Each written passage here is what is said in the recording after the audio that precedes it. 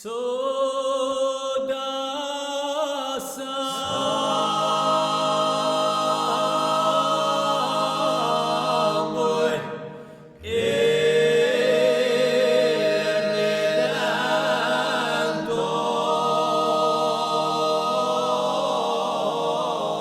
risque de devenir un musée, c'est-à-dire que ça risque de vivre l'été, et l'hiver, peut-être qu'on va mettre un portail, avec le cadenas.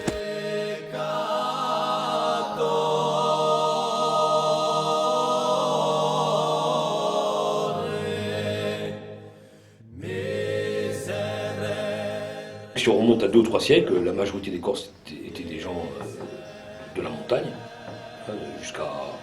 Il faut savoir que les Corses, on peuplait peu le rivage, on n'était pas très présents sur les bords de mer, malgré, c'est paradoxal, alors qu'on est entouré d'eau. On avait un réseau d'organisation, de production, de production agricole, de distribution de l'eau, par le système d'irrigation, auquel s'ajoutait bien sûr une transmission du patrimoine culturel oral, parce qu'on était une civilisation de langue orale, qui était d'un niveau très très élevé, et c'est pour ça que je pense qu'on relève plus de termes de civilisation. Je pense que la Corse est une civilisation agro-pastorale. Les gens ici vivaient de la châtaigne, puisqu'ici c'est la châtaigneraie. En plus, ils plantaient des haricots et ils vendaient. Et puis il y avait le troc à l'époque où il y avait, on avait donc de la farine, et eux, en Balagne, par exemple, ils avaient des olives, ils faisaient de l'huile d'olive. Et ils nous amenaient l'huile et on leur donnait de la farine. Et dans le Niol, qui est encore dans le centre de la Corse, c'était des bergers, ils avaient des fromages. Ils envoyaient le fromage, on leur envoyait de la farine. Avant la guerre, 39-45, les gens vivaient pratiquement tout le village vivait d'agriculture. Le village en Corse, c'est un groupement de plusieurs petits hameaux. Oui. Mais le village, c'est plusieurs petits hameaux. C'est pas un petit hameau d'un village. Le village, comme ici, par exemple, à San-Martino, il y a 7 petits hameaux, oui, qui ont tous un nom particulier, différent, mais il y a 7 petits hameaux et ça fait le village de San Martino. Oui. Les hameaux, c'est un ensemble de maisons séparées des autres. Vous prenez le hameau de Canal qui se trouve là-haut. Vous voyez, il est séparé de chez nous ici. Ici, c'est un autre hameau. Et après, vous avez le hameau à Ratocchio en bas, vous voyez plus bas. Et puis à Qualto, ça fait un concentré de maisons qui sont séparées des autres. J'en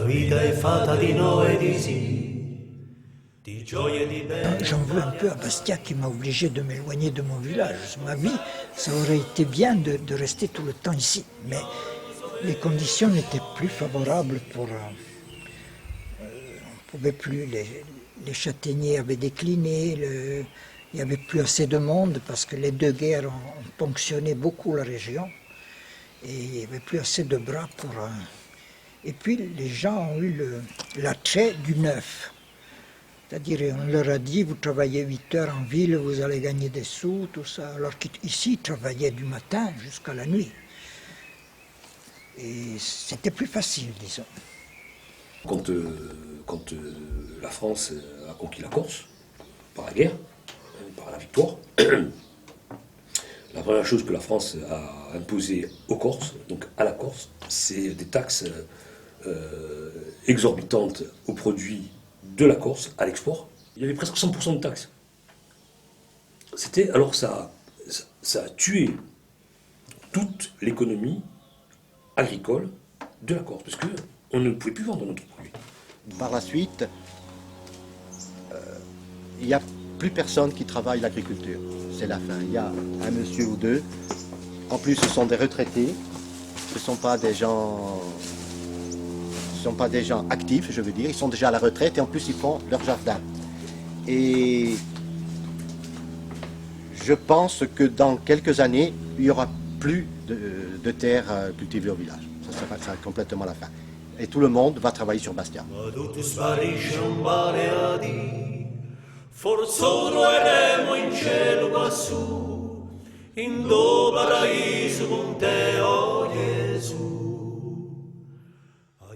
Parce qu'on était 350 000 en 1800, On se retrouvait à 150 000 en 1960. À partir de 1900, on était 1000 habitants et après ça a commencé à diminuer. La guerre de 14-18, qui a tué quand même 40 jeunes du village.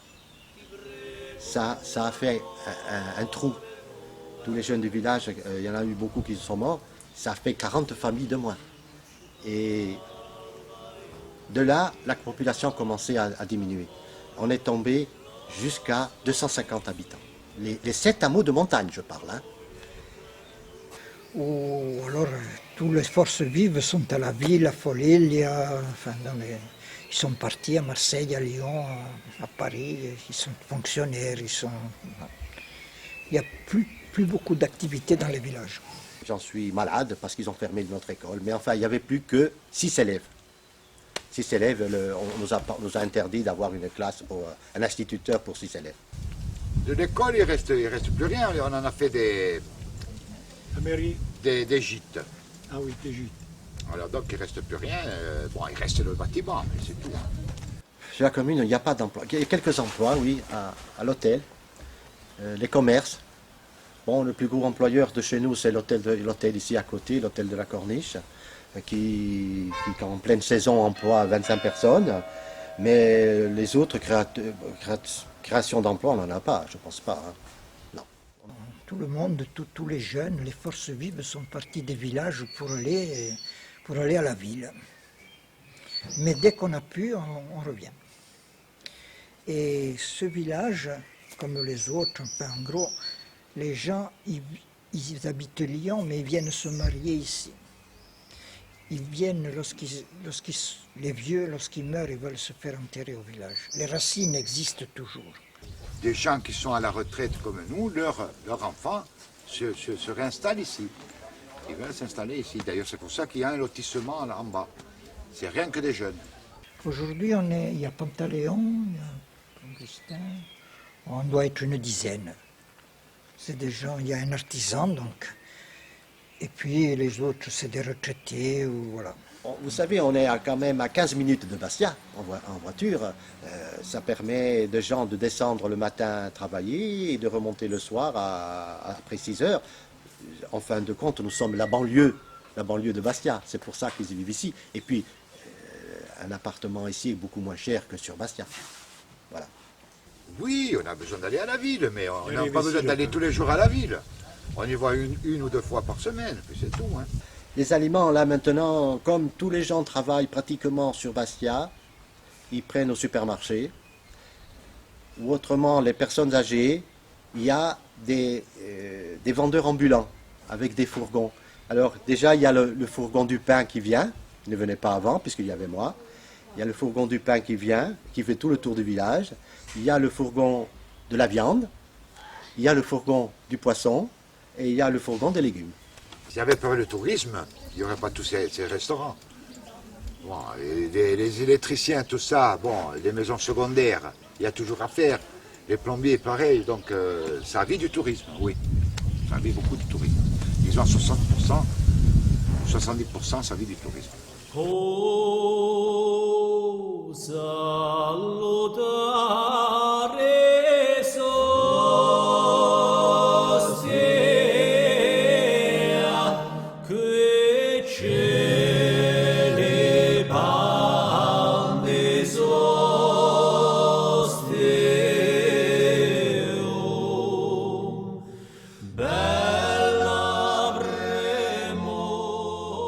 Ils ont plutôt tendance à revenir dans les villages qu'à partir.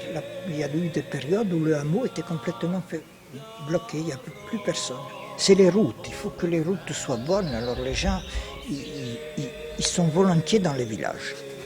S'il n'y a pas de route, les gens ne peuvent pas arriver maintenant. L'avenir, moi je pense que l'avenir du village, ça va se développer un peu. Il y aura quelques constructions en plus et je pense que le nombre de population va augmenter, mais pas énormément, parce qu'on ne peut pas construire n'importe où ici. On ne peut construire que tout près des maisons.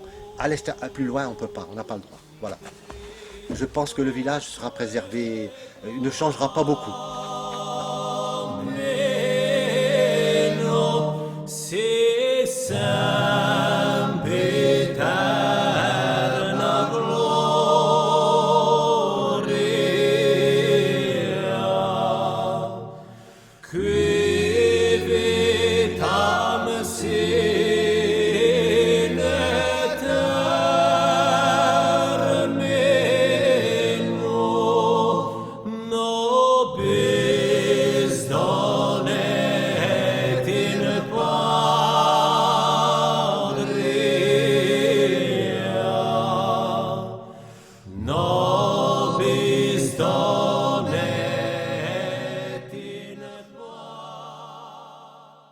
il s'appelle Oscar.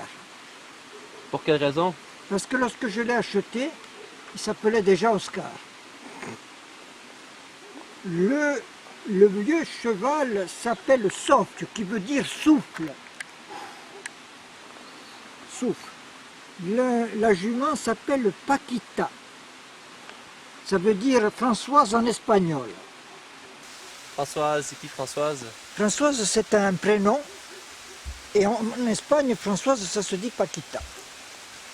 La troisième jument, elle s'appelle Luna, comme la lune. Et la quatrième, elle s'appelle, elle est noble. C'est une Connemara. Elle vient d'Irlande. C'est une jument pure race. Et elle s'appelle Sophie de je ne sais pas trop quoi. Et je l'appelle Baba. C'est plus simple pour nous. Baba. Baba, ok.